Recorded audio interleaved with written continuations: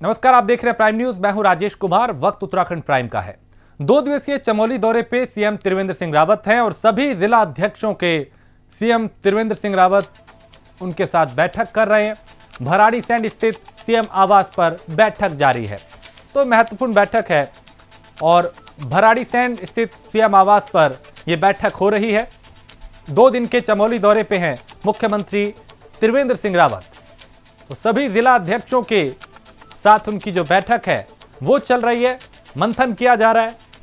कई ऐसे मुद्दे चूंकि जिस पे विपक्ष सरकार को घेरने की तैयारी कर चुका है, बल्कि घेर रहा है, उनको कैसे जवाब दिया जाए, सरकार की योजनाओं को कैसे लोगों तक पहुंचाया जाए, जो काम अब तक किया है अब तक के कार्यकाल में वो कैसे जनता तक पहुंचाया जाए, इसके अलावा संगठन को कैसे मजबूत करना है, 2022 की तैयारी करनी है। ये तमाम ऐसे बिंदु हैं जिसको लेके मुख्यमंत्री त्रिवेंद्र सिंह रावत बैठ के करते रहे हैं। तो भराड़ीसैंण स्थित सीएम आवास पर यह महत्वपूर्ण बैठक हो रही है, जिसमें जिलाध्यक्ष, सभी जिलों के जिलाध्यक्ष जो है वो मौजूद हैं। उनसे फीडबैक लिया जा रहा है कि क्या हालात है उस इलाके के, आपके जिले के, और कैसे उन्हें बेहतर किया जा सकता है।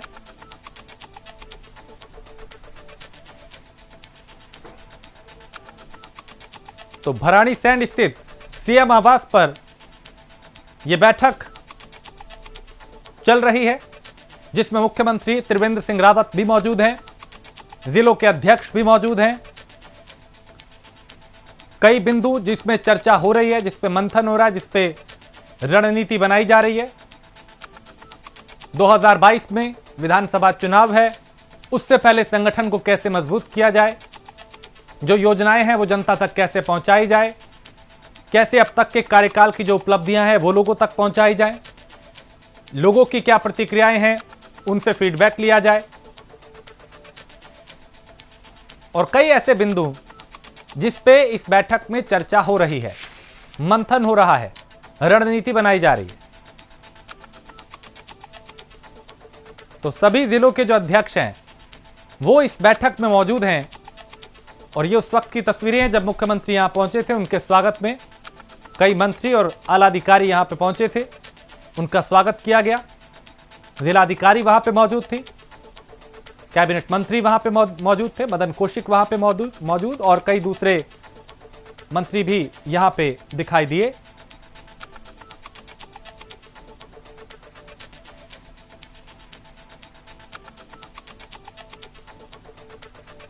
तो उच्च शिक्षा मंत्री जो हैं वो भी यहां पे दिखाई दिए।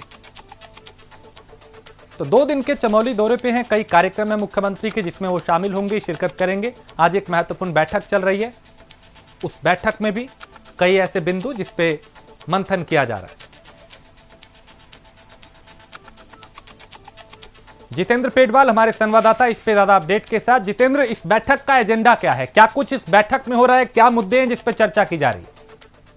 जी देखिए, कुल मिला के अगर देखा जाए तो ये आगामी चुनाव की तैयारियों से जोड़कर इसको देखा जा रहा है, क्योंकि मुख्यमंत्री आज सुबह ही अपने चमोली प्रवास पे गए और आज उन्होंने सारे जिलाध्यक्षों की जो बैठक है वो वहाँ भराड़ीसैंण में स्थित आवास में बुला रखी है और दिन भर ये बैठक चलेगी, जिसमें सारे भाजपा के सारे जितने भी जिलाध्यक्ष हैं वो बैठक में मौजूद रहेंगे। सरकार के 4 साल कार्यकाल पूरे होने पे भी चर्चा होगी, जो 18 मार्च को त्रिवेंद्र सरकार के 4 साल पूरे होने हैं, और उससे भाजपा ने एक रोड मैप तय किया है कि हम अपनी जो भी उपलब्धियां हैं उनको जन जन तक पहुंचाएंगे। उसको लेकर भी बैठक होगी और आगामी चुनाव अगले साल होने हैं, तो उसके मद्देनजर भी पार्टी को अपनी मजबूती बनाए रखने के लिए कार्यकर्ताओं से संवाद और जो इनके पदाधिकारी हैं उनसे संवाद मुख्यमंत्री करेंगे। तो कुल मिला के देखा जाए तो ये आगामी चुनाव की रणनीति से भी जोड़कर इसको देखा जा रहा है। जी, यानी भारतीय जनता पार्टी अब चुनावी मोड में है और उसको लेके कैसे संगठन को मजबूत किया जाए, कैसे अब तक का जो कार्यकाल है उसकी उपलब्धियां लोगों तक पहुंचाई जाए, फीडबैक लिया जाए और मंथन किया जाए। कुल मिला के हम ये कह सकते हैं कि भारतीय जनता पार्टी अब चुनावी मोड में आ चुकी है। जी राजेश, ये चुनावी वर्ष ही इसको कहा जाएगा, क्योंकि फरवरी मार्च तक लगभग यहाँ इनका कार्यकाल मार्च में समाप्त हो जाएगा, तो उसके लगभग 6 महीने, लगभग 6 या 7 महीने बाद आचार संहिता लगने की उम्मीद है। तो ऐसे में अब जो है वो थोड़ा सा तेजी भाजपा का संगठन और सरकार दोनों लाए हैं। मुख्यमंत्री ताबड़तोड़ शिलान्यास और जगह जगह घोषणाएं भी कर रहे हैं, कुछ कामों की समीक्षा भी कर रहे हैं। तो दूसरी तरफ जो बूथ स्तर तक कार्यकर्ता हैं उनको मजबूत करने के लिए भी दौरे किए जा रहे हैं। प्रदेश भर में मुख्यमंत्री अपना भ्रमण और कार्यक्रम लगा रहे हैं। इसकी एक वानगी आज भी देखने को मिली, क्योंकि कल मुख्यमंत्री देहरादून आए और देहरादून से आज सुबह फिर बरारी तक चले गए। तो अस्थिरताओं का दौर भी एक बार बीच में आ रहा है, तो इसके बीच में अपने कामकाज को लेके और जनता को समझाने बुझाने का प्रयास भी किया जा रहा है। तो कुल मिला के कहा जाए तो ये एक चुनावी वर्ष है, तो जाहिर सी बात है बीजेपी अब चुनावी मोड में आती दिखते नजर आ रही है। चलिए, बहुत शुक्रिया जितेंद्र जानकारी के लिए। तो भारतीय जनता पार्टी एक्टिव और चुनावी मोड में, कई मुद्दों को लेके, कई बातों को लेके, आगामी चुनाव को लेके यहां पे मंथन जारी है। और विधानसभा चुनाव के प्रचार के लिए आम आदमी पार्टी की प्रचार वैन जोशीमठ पहुंची, जहां आपकी जन संदेश वाहन में लगे टीवी पर दिल्ली के मुख्यमंत्री अरविंद केजरीवाल के दिल्ली में किए गए विकास कार्यों की तुलना उत्तराखंड में वर्तमान समय में चल रही सरकार के विकास कार्यों और उपलब्धियों की तुलना वीडियो के जरिए की गई। जोशीमठ के लोगों से आम आदमी पार्टी से जुड़ने की अपील की गई। वहीं लोगों ने बड़े उत्साह से केजरीवाल के विकास कार्यों को देखा, सुना और समझा।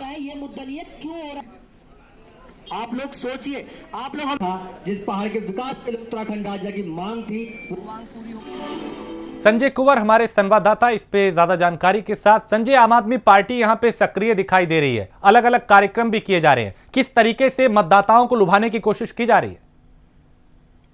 जी राजेश, बिल्कुल जिस तरह से जोशीमठ उत्तराखंड का जो सीमांत आखिरी नगर क्षेत्र है और अरविंद केजरीवाल के जो 70 विधानसभा में जो 70 प्रचार वैने जो भेजी गई हुई है कि 2022 के चुनाव को देखते हुए सीमांत क्षेत्र में अपनी मजबूत पकड़ कायम करने के लिए, उसी के तहत ये प्रचार वैन जोशीमठ पहुंची हुई है। और जिस तरह से युवा, जिस तरह से बुजुर्ग और जिस तरह से लोग नटराज चौक पे इनके जो केजरीवाल जी के जो दिल्ली में विकास कार्यों की तुलना जो पहाड़ में हुए विकास कार्यों से वीडियो के माध्यम से किए जा रहे हैं, जिस तरह से लोग उनकी ये वीडियो के माध्यम से सुन रहे हैं, उस तरह से साफ लग रहा है कि कहीं ना कहीं आप पार्टी के जो नेता हैं और आप पार्टी के जो प्रतिभागी जो यहाँ मैदान से पहाड़ों से लड़ने वाले हैं, उनके लिए यहाँ पे एक सॉफ्ट टारगेट हो रहा है कि उत्तराखंड के इन सीमांत जिलों में जाकर के मतदाताओं को रिझाएं और प्रचार के माध्यम से जो है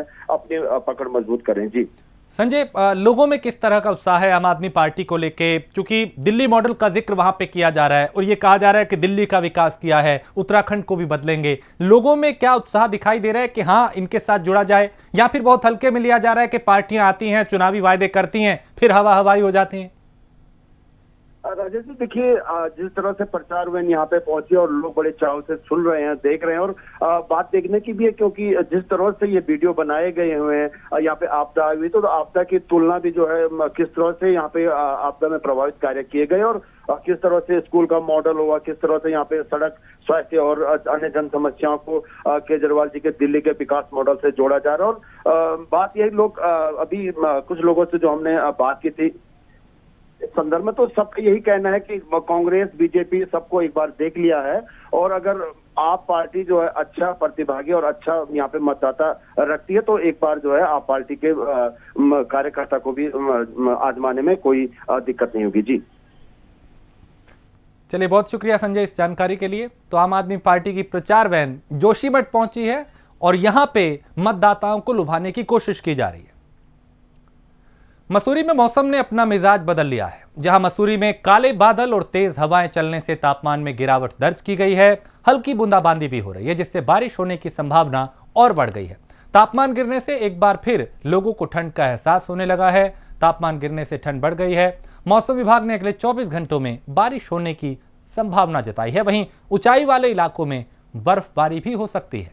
तो मसूरी में मौसम ने एक बार करवट ली है और इस बदलते मौसम का लुत्फ जो सैलानी हैं, जो पर्यटक हैं, वो उठा रहे हैं। आम लोगों के सामने जरूर थोड़ी सी चुनौतियां हैं, लेकिन जो लोग यहां पहुंचे हैं, जो पर्यटक यहां पे पहुंचे हैं, वो इस मौसम का लुत्फ उठाते हुए नजर आ रहे हैं। तो कहीं बारिश, कहीं बूंदाबांदी और कहीं बर्फबारी की संभावना जो है वो जताई जा रही है।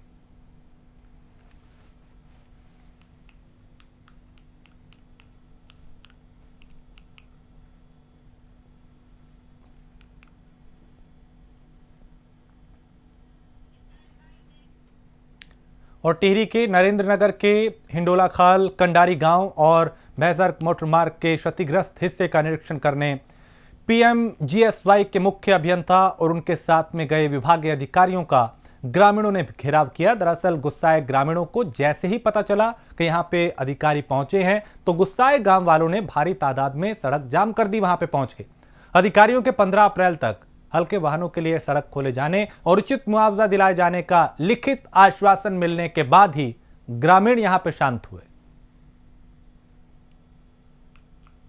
इसमें जैसा आपको पता है कि पिछली अगस्त में काफ़ी भारी मात्रा में ऊपर से मलबा आने के कारण सड़क पे पानी जो डाइवर्ट हुआ था उसकी वजह से 2-3 हिस्सों में सड़क पूरी तरह से वॉश आउट हो गई है और उसका प्रस्ताव पूरा उसके नीचे जो गदेरा है उससे लेकर पूरी सड़क तक को इसको अस्थायित्व प्रदान करने के लिए जो प्रस्ताव शासी अभियंता द्वारा भेजा गया था वो प्रस्ताव शासन में धनावंटन के लिए पड़ा हुआ है और चूँकि वो बड़ा प्रस्ताव है इसलिए अभी उस पर पैसा पूरा मिल नहीं पा रहा है।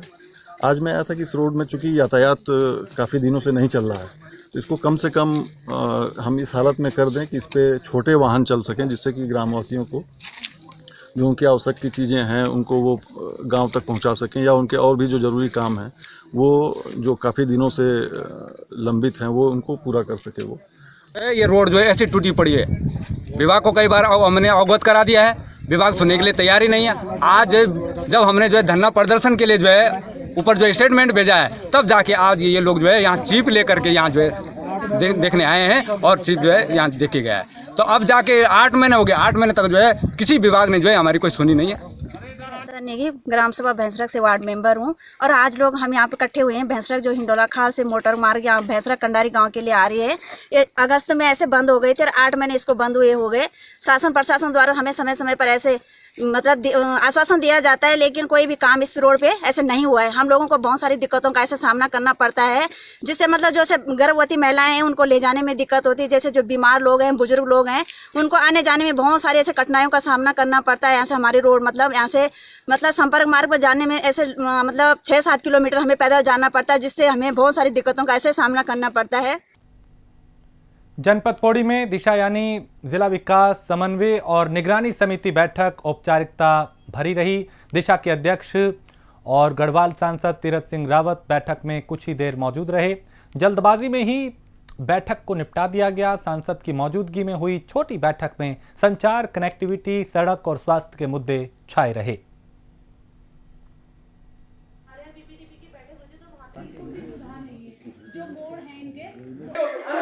जी बिल्कुल, ये जो आप कह रहे हैं बिल्कुल जायज़ चीज़ें हैं, लेकिन मैं वही तो आपसे कह रहा हूँ कि मेरा अधिकारियों से हाथ जोड़ के विनती है कि किसी सरकार के दबाव में काम न करें।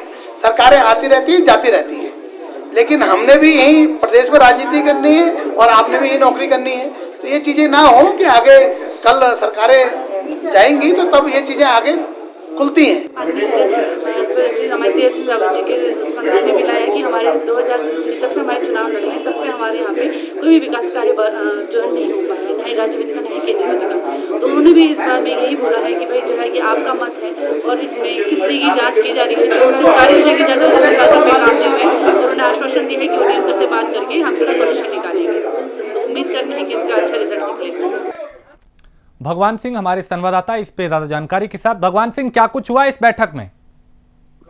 जी राजेश, मैं आपको बता दूं, जनपद पौड़ी गढ़वाल में गढ़वाल सांसद तीरथ सिंह रावत का जो दौरा था वो दिवसीय दौरा था, जिस दौरे पे वहाँ पे तमाम समीक्षा बैठक ली गई थी, जिसमें तमाम सभी यहाँ मैं बता दूं जनपद पौड़ी के 15 ब्लॉक प्रमुख सारे संगठन सब आए थे।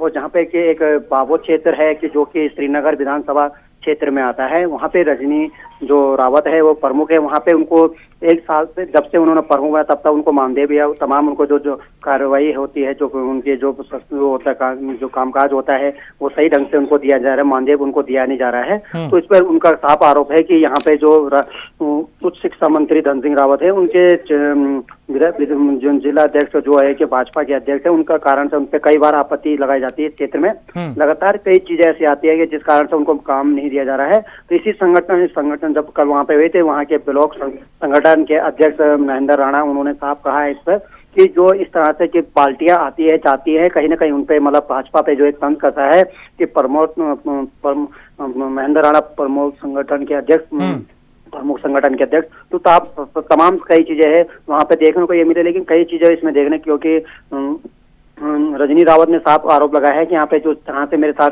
सौतेला व्यवहार किया जा रहा है, जहाँ पे भाजपा का प्रमुख नहीं है तो वहाँ पे उनको काम सही ढंग से नहीं करना जाता है, जहाँ पे भाजपा का प्रमुख है तो उनको सही ढंग से काम किया जाता है। तो कहीं ना कहीं इस पे आप विपक्ष एकजुट हो चुका है और उनके प्रमुख संगठन के अध्यक्ष महेंद्र राणा ने इसके कड़ी निंदा की कि मेरे क्षेत्र में इस तरह से घटना होती है तो मैं उसके लिए बिल्कुल सरकार के खिलाफ आगे भी चेतावनी दे रहा हूँ कि अगर इस तरह से काम नहीं होता तो उसके लिए सरकार जिम्मेदार रहेगी। चलिए, बहुत शुक्रिया भगवान सिंह इस जानकारी के लिए। तो बैठक में कनेक्टिविटी सड़क और स्वास्थ्य को लेकर, यानी कनेक्टिविटी सड़क और स्वास्थ्य को लेकर कई मुद्दे यहां पे इसके अलावा भी उठाए गए। कोरोना महामारी के बीच साल 2021 में होने जा रहा हरिद्वार कुंभ मेला अप्रैल महीने में ही होगा। सरकार मेले की विधिवत अधिसूचना जल्द जारी करेगी। 2021 का कुंभ मेला 11 साल के अंतराल के बाद हरिद्वार में आयोजित होने जा रहा है। वहीं कुंभ का व्यापारियों को भी बेसब्री से इंतजार रहता है। कुंभ मेले में श्रद्धालुओं का सैलाब उमड़ता है, जिससे होटल रेस्टोरेंट व्यवसायियों को खूब फायदा मिलता है, उनकी आमदनी बढ़ती है और हर कोई यहाँ पे उम्मीदों के साथ अब इस कुंभ को देख रहा है, क्योंकि कोरोना ने हर किसी को प्रभावित किया, हर किसी के जीवन को प्रभावित किया। लेकिन भैया जो पेशवाई हमारे निकलती थी दिसंबर में, लेकिन कुंभ में इससे पहले कोरोना आया, उस चक्कर में हमारा पैंडेमिक टाइम आया, वहाँ से लोगों ने निकलना बंद करा, लेकिन अब निकल रही है पेशवाई, हरिद्वार में रौनक लौट के आ रही है। तो आप देख सकते हैं कि पहले कुछ टाइम पहले तक लग नहीं रहा था ये कुंभ है या नहीं है, बट अब लग रहा है कि हाँ कुंभ आ गया है, लोग घरों से बाहर निकल रहे हैं, पेशवाई निकल रही है, पता लग रहा है कि हमारा हरिद्वार भी सज रहा है, कुंभ चल रहा है, आपने देखा होगा वॉल पेंटिंग वगैरह। और उसी बीच में अब जैसे कि रेस्टोरेंट खुल रहे हैं, होटल खुल रहे हैं, तो ये चीज़ बहुत अच्छी है। अब जैसे हम ये वाला होटल कंसिडर कर लीजिए, रेस्टोरेंट ये खुला है, तो ये एक टेरेस कैफ़े के उसमें खुला है बेस पे। तो यहाँ का अगर आप एक और चीज़ देखें, प्लस पॉइंट ये है कि यहाँ से अगर हमारे बाहर पेशवाई निकल रही है तो आप यहाँ पे रह के बाहर खड़े होकर भी देख सकते हैं, क्योंकि उनका रूट पूरे हरिद्वार में घूमने का होता है। एक पेशवाई का नहीं है कि उसने एक साइड से आना है, उसने पूरा हरिद्वार कवर करना है, तो यहाँ से वो चीज़ भी है। बाकी मैं तो ये बोलूँगा कि जो कोरोना की वैक्सीन भी आ गई है और वैसे भी अब उतना डर रहा नहीं है, तो आप अपना मास्क पहन के भी आ सकते हैं, आप घूम सकते हैं, इसमें कोई आपको दिक्कत नहीं होगी। आज मार्च दोबारा आ गया है। कोशिश ये है कि उस जो बंदिशें लगी हुई थी उनको भूलते हुए अब एक नए दौर में हमने प्रवेश किया है, लेकिन नए दौर में प्रवेश करते हुए भी विथ सैनिटाइज़र और मास्क हमने यहाँ ज़रूरी किया है। और उम्मीद ये है कि सबको हम अच्छी तरह से एंटरटेन करें। रेट्स हमारे रिजनेबल हैं और टेस्ट हमारा जो है कोशिश है कि अव्वल रहे, बाकी ईश्वर के हाथ है, जैसा ईश्वर चाहेंगे होना वही है। कोशिश हमारी बहुत अच्छी है। नरेश तोमर हमारे संवाददाता। नरेश, कुंभ को लेकर क्या तैयारियां चल रही हैं, व्यापारियों को क्या उम्मीदें हैं इससे? देखिए राजेश, जिस तरह से एक साल लगभग पूरा हो चुका है और देखिए जो कुंभ है एक महा आयोजन धर्मनगरी हरिद्वार में होने जा रहा है, तो इससे व्यापारियों को जहां काफी उम्मीदें हैं, वहीं जो महाकुंभ होने जा रहा है स्थानीय निवासियों को भी काफी उम्मीद है कि जिस तरह से आर्थिक मंदी का साया धर्मनगरी हरिद्वार पर छाया था, क्योंकि पर्यटन पर ही सारा उत्तराखंड निर्भर करता है और हरिद्वार का मैदानी क्षेत्र में जो व्यापारी टूट चुका था, अब उनको उम्मीद है कि आगामी जो कुंभ है इसके आयोजन से उनका आर्थिक मंदी तो दूर होगी। साथ में जो स्थानीय निवासी हैं उनमें भी एक उत्साह है कि जब कोविड के मामले लगातार कम होते जा रहे हैं, तो निश्चित रूप से उन्हें लगता है कि आने वाले में वैश्विक महामारी से देश पार पाता हुआ नजर आएगा। ये राजेश, बहुत शुक्रिया जानकारी के लिए नरेश। तो व्यापारियों को कुंभ का इंतजार रहता है और उसको लेकर तैयारियां जो हैं वो तेज की जा रही हैं। अगली खबर जोशीमठ से है, जहां मौसम का मिजाज बदला है। ऊंचाई वाली जगह पर बर्फबारी हो रही है और मौसम ने एक बार फिर यहां पे मिजाज बदला है। तो ऊंचाई वाले इलाकों में बर्फबारी हो रही है, निचले इलाकों में बारिश हो रही है। बर्फबारी के कारण तापमान में गिरावट आई है, लोगों का जनजीवन इससे प्रभावित हुआ है। सीमांत क्षेत्र जोशीमठ में एक बार फिर मौसम ने करवट ली है और यहां पे बदलता हुआ मौसम पर्यटकों को लुभा रहा है, लेकिन स्थानीय लोगों के सामने कई तरह की परेशानियां भी ला रहा है। ये तस्वीरें जोशीमठ की, जहां बादल चारों तरफ छाए हैं, और हिमालय की ये तस्वीरें जहां ऊंचाई वाले इलाकों पे कई जगह बर्फबारी हो रही है, निचले इलाकों में बारिश हो रही है और इस वजह से मौसम का मिजाज बदला है। कई जगह तापमान में गिरावट दर्ज की गई है। ठंड बढ़ने से भी लोगों के सामने कई चुनौतियां, कई परेशानियां हैं, लेकिन जो पर्यटक हैं, जो सैलानी हैं, जो टूरिस्ट हैं, वो इस मौसम का लुत्फ उठाते हुए दिखाई दिए। तो कहीं बारिश, कहीं बर्फबारी। पहाड़ी क्षेत्रों में ऑरेंज अलर्ट का असर आप सीधा देख सकते हैं। मेरे पीछे की पहाड़ियां देख रहे हैं आप, यहाँ पे जो आज सुबह से लगातार बर्फबारी और हिमपात और बर्फबारी के चलते काफी ठंडक लौट चुकी है। निचले इलाकों की बात की जाए तो जोशीमठ के नगर क्षेत्र में रुक रुक करके हल्की बारिश और धूप जो है आंख में चोली का खेल रही है। मौसम की अगर किसानों के हित में बात की जाए तो ये जो बारिश हो रही है, हल्की बारिश देर रात से, ये किसानों के लिए काफी उपयोगी साबित हो रही है। और सेब बागानों से लेकर के आलू और अन्य मटर की फसलों के लिए भी ये काफी उपयोगी साबित हो रही है। प्राइम न्यूज के लिए जोशीमठ से संजय कुंवर। और खबर पश्चिम बंगाल से है, खबर कोलकाता से है, जहां भारतीय जनता पार्टी में मिथुन चक्रवर्ती जो अभिनेता हैं वो शामिल हुए हैं। मिथुन चक्रवर्ती ने भारतीय जनता पार्टी की सदस्यता ली है और पीएम मोदी के साथ मंच पर मौजूद रहेंगे मिथुन चक्रवर्ती। दोपहर 2 बजे प्रधानमंत्री रैली को संबोधित करेंगे। तो पश्चिम बंगाल में चूंकि चुनावी मौसम चल रहा है, चुनाव का ऐलान हो चुका है, 8 चरणों में चुनाव होना है, नेताओं का दल बदलने का जो दौर है वो भी लगातार जारी है।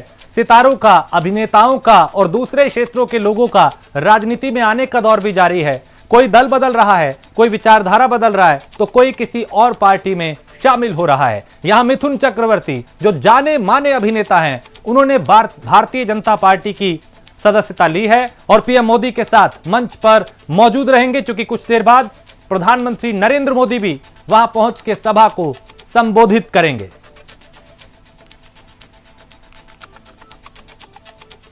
तो मिथुन चक्रवर्ती ने ब्रिगेड मैदान में बीजेपी की सदस्यता ली है। पीएम मोदी के साथ मंच पर मौजूद रहेंगे अभिनेता और दोपहर 2 बजे प्रधानमंत्री सभा को संबोधित करेंगे। उसी मंच पे मिथुन चक्रवर्ती भी नजर आएंगे। तो बंगाल की सियासत में कई फेरबदल हो रहे हैं, कई उलटफेर हो रहे हैं। चुनावी मौसम है, वहां पे 8 चरणों में चुनाव होना है। हर दल इस कोशिश में है कि कैसे मतदाताओं को लुभाया जाए। स्नेह कमल हमारे संवाददाता। स्नेह कमल, मिथुन चक्रवर्ती कयास पहले ही थे, आज भारतीय जनता पार्टी में शामिल हो गए। इसके बाद बंगाल के समीकरण क्या बनते बिगड़ते दिखेंगे? राजेश, जैसा कि पिछले 2-3 दिनों से कयास लगाए जा रहे थे, जिस तरह से कैलाश विजयवर्गीय पिछले 2 दिन से मिथुन चक्रवर्ती के संपर्क में थे, तो ये पहले से तय था कि मिथुन चक्रवर्ती जो है भारतीय जनता पार्टी में शामिल हो सकते हैं। और जैसा कि प्रधानमंत्री हालांकि 2 बजे मंच को संबोधित करेंगे ब्रिगेड रैली की सभा को, लेकिन मिथुन चक्रवर्ती पहले से ही मंच पे मौजूद हैं और उनके साथ जो है बंगाल के भाजपा के जो प्रभारी है कैलाश विजयवर्गीय, तो बिल्कुल ये अब तय है कि मिथुन चक्रवर्ती। चलिए, बहुत शुक्रिया स्नेह कमल इस तमाम जानकारी के लिए। तो पीएम मोदी के साथ मंच पर मौजूद रहेंगे मिथुन चक्रवर्ती और बंगाल की राजनीति में कई बदलाव, कई उलटफेर, ये उस वक्त की तस्वीरें देखिए। भारतीय जनता पार्टी में शामिल होते हुए अभिनेता मिथुन चक्रवर्ती, कैलाश विजयवर्गीय, जिन्होंने भारतीय जनता पार्टी के चिन्ह वाला साफा उनके गले में डाला, उन्हें सम्मानित किया, पार्टी में शामिल किया। तो कई दिग्गज इस मंच पे नजर आ रहे हैं। अब मिथुन के बीजेपी में जाने के बाद क्या समीकरण बनेंगे, क्या बदलाव आएगा, कितना वो प्रभावित कर पाएंगे मतदाताओं को, बंगाल की जनता को, यह अपने आप में देखने वाली बात होगी। लेकिन बीजेपी ने पूरी ताकत झोंक रखी है कि कैसे पश्चिम बंगाल का किला फतेह किया जाए।